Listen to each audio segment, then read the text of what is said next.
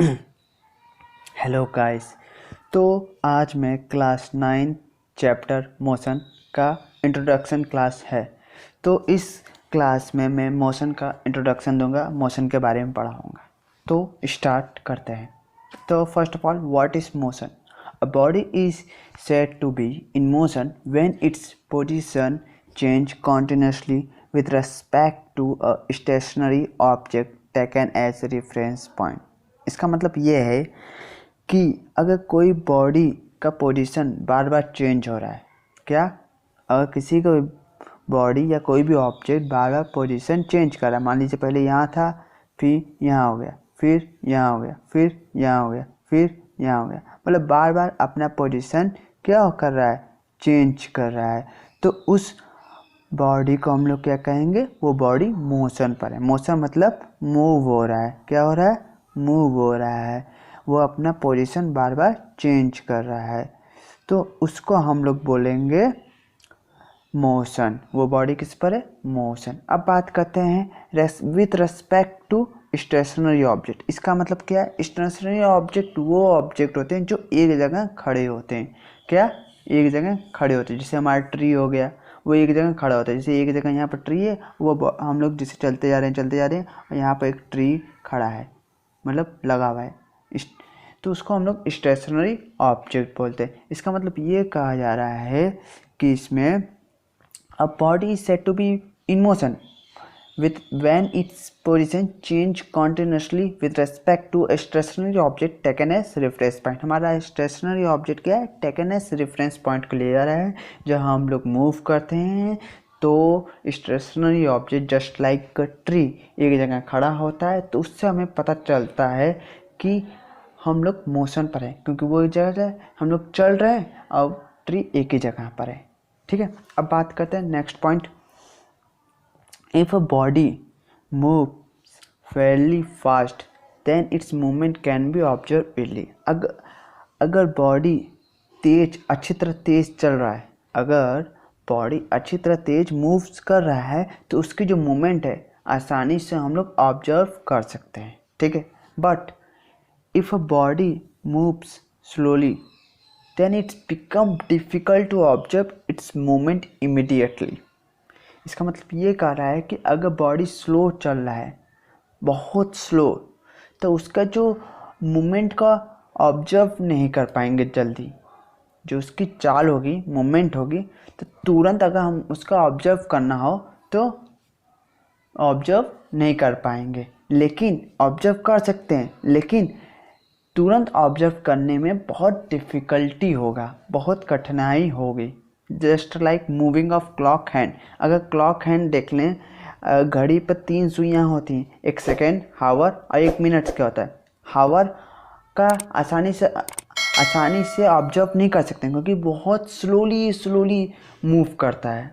और वही बात करें सेकेंड का, बहुत आसानी से हम देख सकते हैं क्योंकि ये फेयरली फास्ट, बहुत तेज़ होता है, उसको हम लोग आसानी से ऑब्जर्व कर सकते हैं। लेकिन अगर हम लोग हावर हैंड्स की बात करें क्लॉक में, तो उसको ऑब्जर्व करना बहुत डिफ़िकल्ट होता है। ठीक है, अब नेक्स्ट बात करते हैं। अब बात करते हैं हम लोग इसमें डिस्टेंस ट्रेवल्ड एंड डिस्प्लेसमेंट की। किस चीज़ की? डिस्टेंस ट्रेवल एंड डिस्प्लेसमेंट की। तो distance travelled by a body is actual length covered by a moving body irrespective of the direction in which body travel। इसका मतलब ये कह रहा है कि मान लीजिए कोई बॉडी पहले यहाँ था, फिर यहाँ आया, फिर यहाँ आया, फिर यहाँ आया, फिर यहाँ आया, फिर यहाँ आया और यहाँ पर रुक गया। इसका एंड पॉइंट है, मतलब जो जितना इसने लेंथ लिया है चलने पर, यहाँ से और यहाँ से यहाँ तक चलने पर जितना भी उसने डिस्टेंस कवर किया है, मतलब ये यहाँ था, फिर ये बी पॉइंट पे इसका एंड हुआ है, मतलब जितना भी लेंथ हुआ, मतलब यहाँ 5 मीटर, 4 मीटर, 3 मीटर, 9 मीटर, 2 मीटर, ठीक है, इतना मीटर इतना लेंथ कवर किया है। तो डिस्टेंस ट्रेवल किया हुआ, मतलब ए से और बी आने में उसका जो एक्चुअल लेंथ लगा, क्या एक्चुअल लेंथ, मतलब जो टोटल उसने डिस्टेंस कवर किया, मतलब 5 + 4 + 3 + 9 + 2 = जितना भी आएगा वो क्या होगा, उसका डिस्टेंस ट्रेवल्ड होगा। मतलब डिस्टेंस ट्रेवल वो कि उसने कितना ट्रेवल्ड किया, कितना उसने अपने लोकेशन पर जाने के लिए, जहाँ से वो अपने लोकेशन पर गया है वहाँ पर जाने पर उसका कितना एक्चुअल लेंथ लगा of the path cover. Path मतलब रास्ता, कितना कवर किया। ठीक है, अब बात करते हैं डिस्प्लेसमेंट की। डिस्प्लेसमेंट क्या होती है?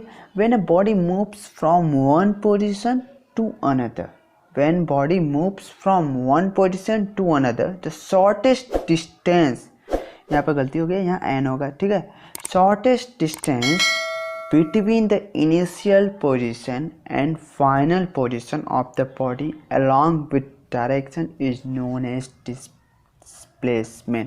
इसका मतलब ये क्या कह रहा है, अब देख लीजिए, अगर कोई बॉडी यहाँ पर है ना, अब यहाँ आया, यहाँ आया, यहाँ आया, ठीक है, ये इसका एंड पॉइंट। ठीक, ये तो डिस्टेंस टेबल हो गया जितना एक्चुअल है। अब डिस्प्लेसमेंट क्या होता है?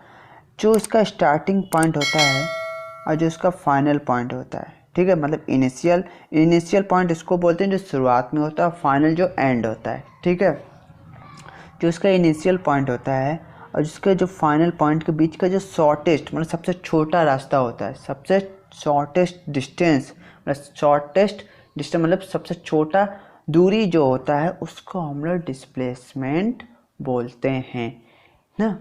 तो इसमें ये भी होता है कि डिस्प्लेसमेंट में हम लोग डायरेक्शन भी बताते हैं, लेकिन डिस्टेंस में डायरेक्शन नहीं लिया जाता है। ठीक है, तो डिस्टेंस टेबल क्या होता है? जो टोटल एक्चुअल पाथ कवर करता है, लेंथ, ठीक है, उसको हम लोग डिस्टेंस ट्रेवल करते हैं। और डिस्प्लेसमेंट क्या होता है? जो इनिशियल पोजीशन और फाइनल पोजीशन के बीच का जो शॉर्टेस्ट डिस्टेंस, क्या चीज़? शॉर्टेस्ट डिस्टेंस जो होता है उसको हम लोग डिस्प्लेसमेंट करते हैं।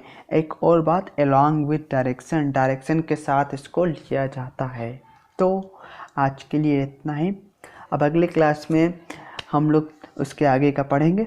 ठीक है, अगर वीडियो अच्छा लगे तो लाइक कर दीजिएगा, शेयर कर दीजिएगा, कमेंट करके बताइए आपको कुछ डाउट है तो, और चैनल को सब्सक्राइब कर दीजिएगा।